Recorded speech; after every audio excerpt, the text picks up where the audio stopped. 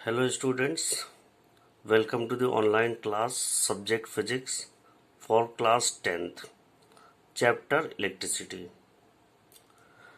So we are going to start with introduction. देखिए student, जैसा कि आप जानते हैं कि प्रेजेंट सिनेरियो में तो हम लोग बहुत एडवांस लेवल पे आ चुके हैं इलेक्ट्रिसिटी के, लेकिन कुछ ना कुछ अपनी हिस्ट्री के बारे में जान लेना बेटर रहता है। तो इसलिए हम लोग इंट्रोडक्शन करेंगे इलेक्ट्रिसिटी के बारे में कुछ अपने हिस्टोरिकल बैकग्राउंड से। तो देखिए, जैसा कि यहाँ पे लिखा हुआ है, electricity originated from Greek word electrica electron, meaning amber means electrons. अब देखिए, इसमें सेकंड लाइन है, the Greek philosopher Thales, means there was a Greek philosopher named Thales who first observed the attractive capacity of certain materials when rubbed on other material. This means कि Thales ने observe किया कि जैसे हम किसी भी चीज़ को एक दूसरे ऊपर रब करते हैं तो इलेक्ट्रिसिटी जनरेट होती है। और ये इलेक्ट्रिसिटी आप किस फॉर्म में देखते हैं? जैसे आपने देखा, कभी आप दो क्लॉथ्स को किसी प्लास्टिक से रबर करते हैं तो उसमें क्रैकिंग साउंड आता है, जैसे चिट चिट करके। तो वो हम लोग एक फॉर्म ऑफ इलेक्ट्रिसिटी बोल सकते हैं। तो देखिए, अब उसके बाद क्या होता है, जब ये ऑब्जर्व कर लिया गया है कि इलेक्ट्रिसिटी इस फॉर्म में कुछ चिट चिट करके आवाज़ या फिर स्टैटिक इलेक्ट्रिसिटी जनरेट होती है, ठीक है। तो देखिए, ऐसे एक हमारे एक फिलोसफर थे गिलबर्ट, जिन्होंने मटेरियल्स को विट्रियस और रेजिनस में क्लासिफाई किया। और ये क्लासिफाई क्यों किया? क्योंकि देखिए, जब इलेक्ट्रिसिटी पढ़ रहे हैं तो अगर किसी चीज़ का ट्रांसफ़र हो रहा है तो इलेक्ट्रिसिटी जनरेट हो रही है, और वरना चीज़ न्यूट्रल रहती है। अब देखिए, जैसे इलेक्ट्रिसिटी जनरेट कब होती है? जब एक मटेरियल से दूसरे मटेरियल पे किसी चीज़ का ट्रांसफ़र होगा, तो मतलब एक चीज़ एक मटेरियल में ज़्यादा हो जाएगी और एक चीज़ एक मटेरियल में कम हो जाएगी। तो इसी तरीके से जब एक मटेरियल में कोई चीज़ ज़्यादा हो जा रही है, कोई चीज़ कम हो जा रही है, तो ये क्या चीज़ है, इसके लिए हम लोग को कंफ्यूजन अवॉइड करने के लिए हमने इस चीज़ को चार्ज नेम दिया। चार्ज मीनिंग, जैसे कि कुछ चीज़, जो चीज़ एक मटेरियल में ट्रांसफ़र हो रही है तो उस मटेरियल में कुछ ना कुछ चेंज करेगी, और एक मटेरियल में जो चीज़ लॉस हो रही है तो एक चीज़ गेन कर रहा है, एक चीज़ लूज कर रहा है। तो जब गेन करने के बाद उसमें जो चेंज आएगा उसकी प्रॉपर्टीज चेंज होगी, और एक जो मटेरियल लूज कर रहा है उसकी प्रॉपर्टीज में चेंज आएगा, और इसी प्रॉपर्टी को जो चेंज, और उससे मटेरियल का बिहेवियर चेंज हो जाए। तो जब हम इलेक्ट्रिसिटी पढ़ रहे हैं तो इलेक्ट्रिसिटी में जो मटेरियल में हम लोग चेंज नोटिस करेंगे वो जैसे स्पार्कलिंग साउंड है या क्रैकिंग साउंड है, तो हम लोग नोटिस करेंगे ये जो प्रॉपर्टी है ये किसी न किसी चीज़ के ट्रांसफ़र होने की वजह से इधर उधर जा रही है। तो इसलिए इसको हम लोग नेम देते हैं चार्ज। देखिए, जैसे यहाँ पे कुछ एग्जाम्पल्स दिए हुए हैं, fur, glass, cotton, paper, silk, human hair, plastic, rubber, ebonite. तो देखिए, ये मटेरियल्स हैं जो एग्जाम्पल के रूप में दिए हैं आपको। देखिए, जैसे if any two materials in this series are rubbed against each other, the elements occurring first in the series will acquire positive charge and the element occurring later will acquire negative charge. तो देखिए, जैसे वहाँ पे Gilbert ने vitreous और resinous में classify किया था, तो देखिए यहाँ पे हमारे एक साइंटिस्ट हैं, महान scientist, American scientist Benjamin Franklin, जिनको हम लोग फादर ऑफ इलेक्ट्रिसिटी भी बोलते हैं।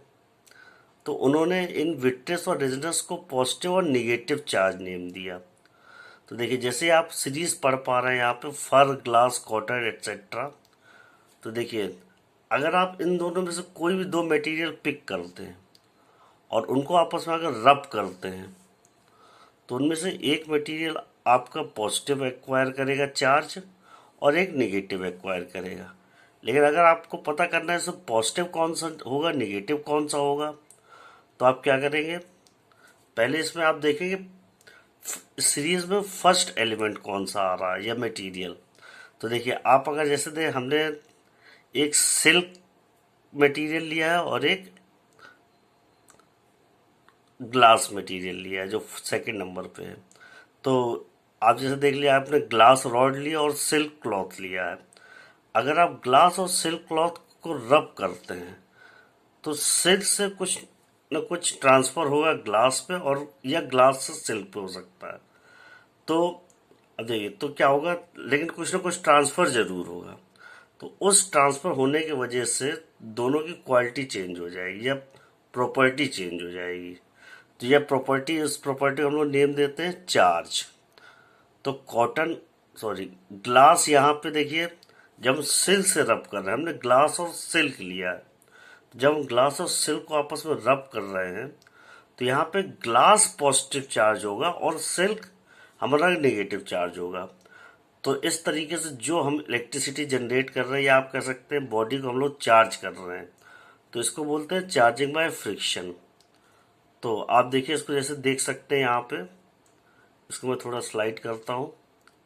तो देखिए चार्जिंग बाय फ्रिक्शन, तो आप देख रहे हैं यहाँ पे electrons rubbed of glass rod, और एक यहाँ पे ग्लास रॉड लिया आपने, एक सिल्क क्लॉथ लिया है। तो देखिए ग्लास जो रॉड है जो बाद में जो दिखाई दे रही है उसमें पॉजिटिव चार्ज बचे हैं, तो इसका मतलब इलेक्ट्रॉन्स सिल्क क्लॉथ में चलेंगे। तो इसलिए अब क्या है, जहाँ इलेक्ट्रॉन ज़्यादा हो जाएंगे वो आपका निगेटिव चार्ज हो जाएगा। तो यहाँ पे आप देख पा रहे हैं ग्लास आपका पॉजिटिव चार्ज हो गया है और सिल्क निगेटिव चार्ज हो गया है। तो इसी तरीके से अब हम आगे बढ़ते हैं नेक्स्ट डेफिनेशन पे अपने। तो यहाँ पे आप देखिए फ्रिक्शनल इलेक्ट्रिसिटी।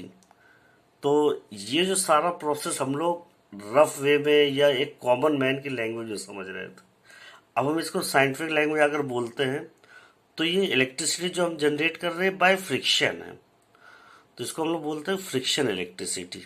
तो देखिए यहाँ पे डेफिनेशन के अकॉर्डिंग क्या है, इलेक्ट्रिसिटी जनरेटेड बाय फ्रिक्शन और चार्जिंग बाय फ्रिक्शन। तो फ्रिक्शन से जो इलेक्ट्रिसिटी हम लोग जनरेट कर रहे हैं या चार्ज जनरेट कर रहे हैं ये आपकी फ्रिक्शनल इलेक्ट्रिसिटी है। अब देखिए अब हम लोग और स्लाइड करते हैं डाउनवर्ड। तो देखिए अब इलेक्ट्रोस्टैटिक्स, कुछ लॉस होते हैं इलेक्ट्रिसिटी के।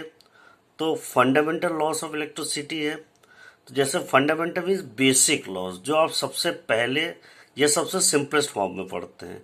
और इलेक्ट्रोस्टैटिक्स से यहाँ पे कहने का मतलब ये है कि देखिए चार्ज एक बार मूव कर जा रहा है तो वहाँ पे स्टैटिक हो जा रहा है, मतलब जब रब करते हैं तो इलेक्ट्रॉन ट्रांसफर हो जाते हैं और उसके बाद इलेक्ट्रॉन जिस मटेरियल में भी ट्रांसफर हो जाते हैं वो उसी पे रुक जाते हैं, मतलब रेस्ट पे आ जाते हैं या स्टैटिक हो जाते हैं।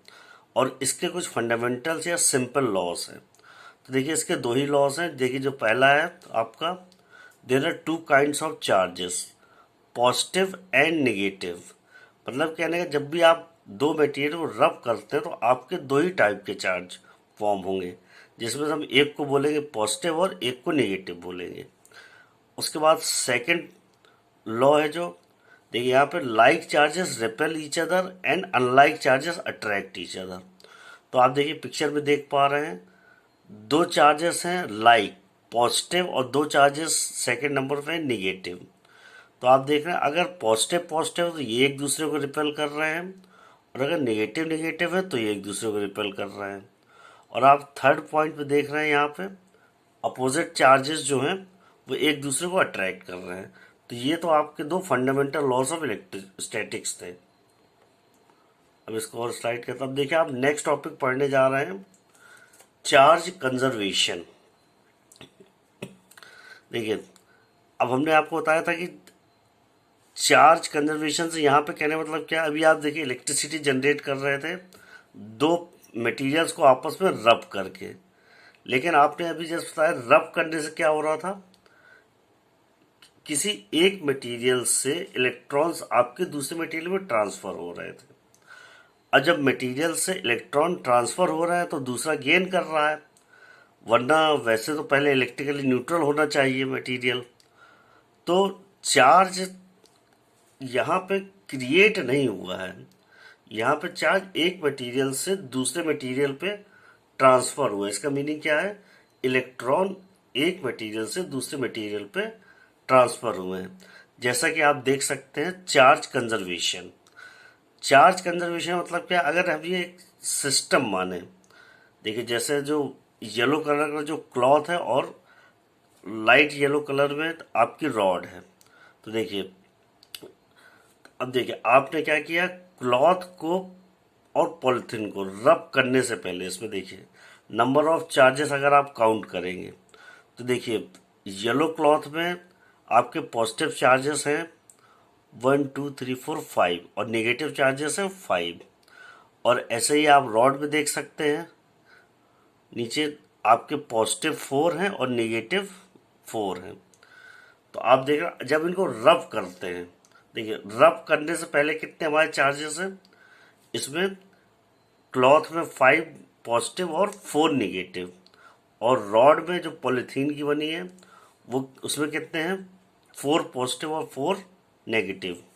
तो अब देखिए जब इसको रब करते हैं आफ्टर रबिंग, तो देखिए जो क्लॉथ है उसमें आपके 5 पॉजिटिव चार्जेस हैं जो कि पहले की तरीके से सेम है, बट इसमें आप देख रहे हैं 2 नेगेटिव चार्ज बचते हैं।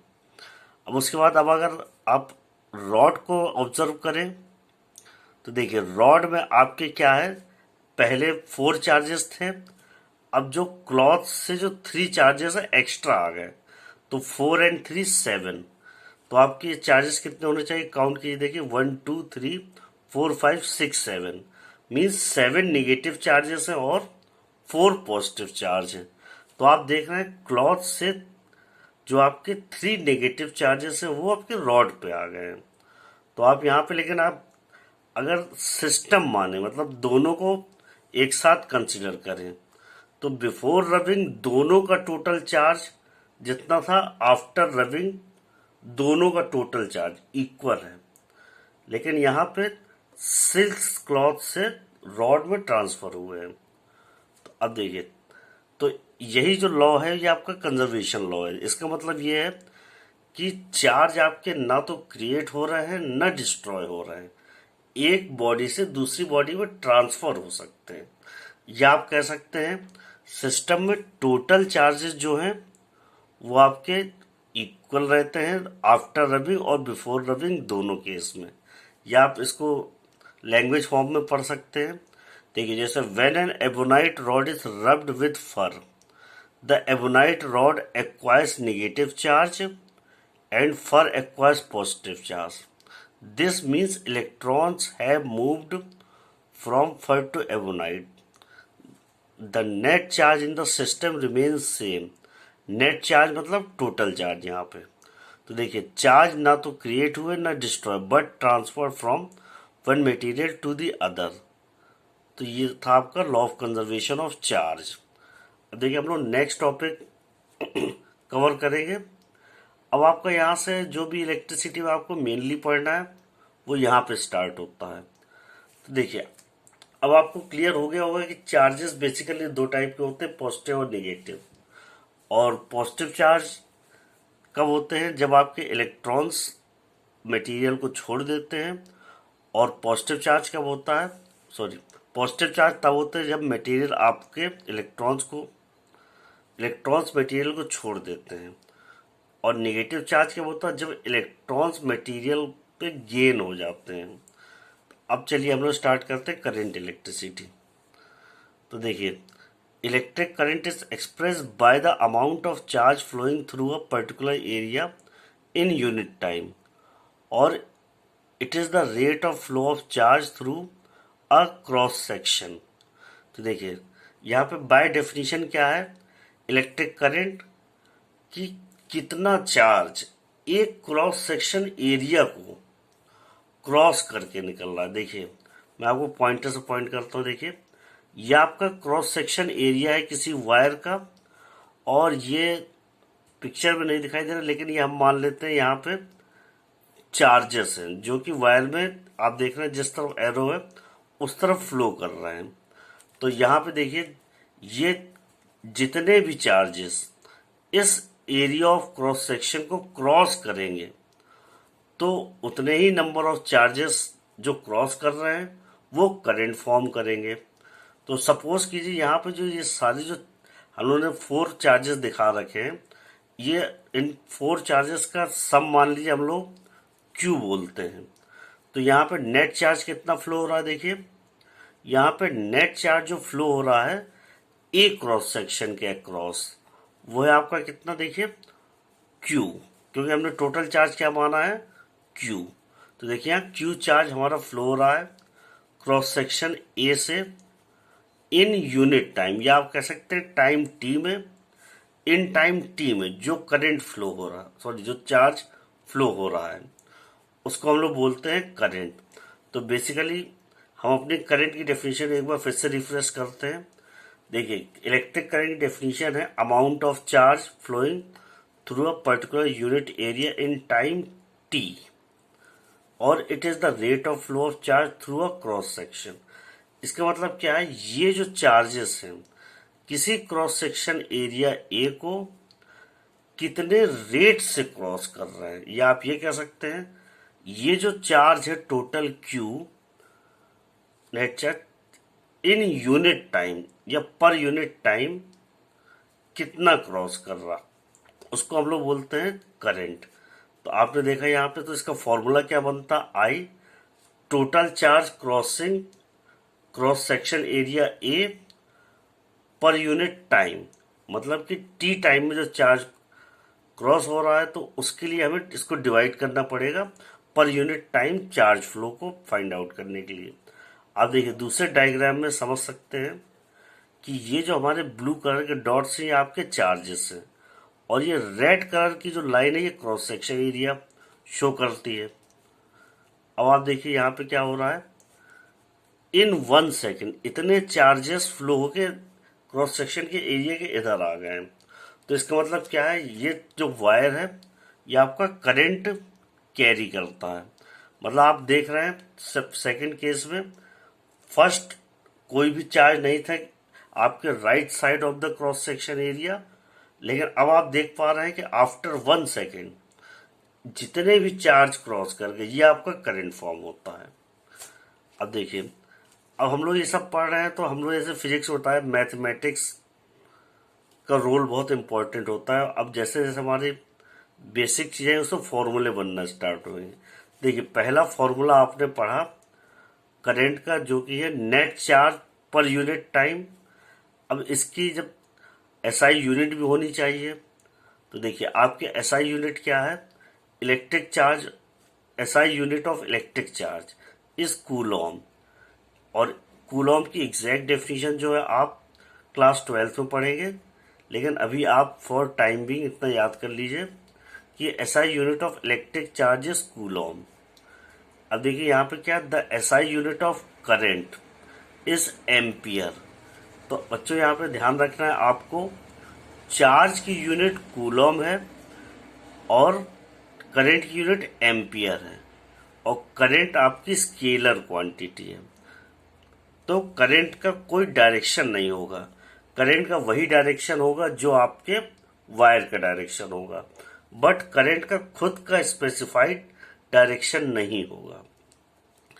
अब देखिए यहाँ पे आप देख रहे हैं, अगर हम एम्पियर को बेसिक अपनी डेफिनेशन के टर्म में बात करते हैं तो आपका एम्पियर का मीनिंग होगा यहाँ पे कूलम पर सेकेंड, या आप कह सकते हैं net charge flowing per second. तो चार्ज की यूनिट क्या है, कूलम, और टाइम सेकेंड। तो एम्पियर आपका क्या हो जाएगा यहाँ पे, कूलम पर सेकेंड। अब देखिए, अब इसी तरीके से डिपेंडिंग अपॉन हम लोग जो इलेक्ट्रिसिटी मटेरियल यूज करते हैं बेसिकली वो 2 टाइप के ही यूज करते हैं। जो आपके घरों पे इलेक्ट्रिसिटी में को कंडक्ट करने या इलेक्ट्रिक अप्लायंस यूज करते हैं वो आपके 2 ही टाइप के मटेरियल्स होते हैं। तो देखिए यहाँ पे आपने क्या देखा, दो टाइप के मटेरियल्स हैं जो बेसिकली यूज हो रहे हैं, वो इंसुलेटर्स एंड कंडक्टर्स। तो अब देखिए कंडक्टर्स की क्वालिटी क्या होती है या property. Conductor are type of material that allow flow of electrons to flow freely across their surface. और वहीं पे आप देखिएगा इंसुलेटर की बात करते हैं, insulators do not allow for the free flow of electron across their surface. मतलब क्या होता है, यहाँ पे जो मटेरियल को बेसिकली हमने दो क्लास में रखा है, एक कंडक्टर्स और एक इंसुलेटर, जो कि हम अपनी इलेक्ट्रिसिटी में यूज करते हैं। तो देखिए कंडक्टर्स वो मटेरियल होते हैं जो इलेक्ट्रॉन्स को इजीली फ्लो होने देते हैं, मतलब उनके फ्लो में रुकावट ना के बराबर आती है। और इंसुलेटर्स केस में क्या होता है, जो चार्जेस वो फ्रीली फ्लो नहीं हो पाते हैं। और या आप कह सकते हैं इंसुलेटर्स में चार्ज को फ्लो होने के लिए बहुत ज़्यादा एनर्जी की रिक्वायरमेंट होती है, या आप कह सकते हैं फ्लो ही नहीं हो सकते। अब देखिए कुछ ये पिक्चर्स हैं जो आपसे बताएंगे कौन सा मटेरियल इंसुलेटर है, कौन सा मटेरियल कंडक्टर है। तो देखिए सीजर आपका जनरली मेटल के बने होते हैं, पेपर क्लिप्स भी मेटल के बने होते हैं, और इलेक्ट्रिक हीटर जो है ज़्यादातर जो मटेरियल यूज़ होता है वो मेटल होता है। और ये तो आपका मेटल वायर है। तो आप देख रहे हैं कि ज़्यादातर मेटल की जो चीज़ें होती हैं वो आपकी कंडक्टर्स होती हैं। और आप देखिए इंसुलेटर्स में रबर डक बताया गया है, notebook paper, glass cup, cotton balls. तो आप यहाँ पे देख रहे हैं ये सब ज़्यादातर आपके नॉन मेटल्स हैं। तो बेसिकली आप ये कह सकते हैं कि इंसुलेटर्स में नॉन मेटल आते हैं जो कि इलेक्ट्रिसिटी को कंडक्ट नहीं होने देते हैं, और कंडक्टर्स मेटल्स होते हैं जो कि इजीली फ्लो ऑफ इलेक्ट्रॉन्स, या आप कह सकते हैं कंडक्टर्स वो होते हैं जो करंट को इजीली फ्लो होने देते हैं।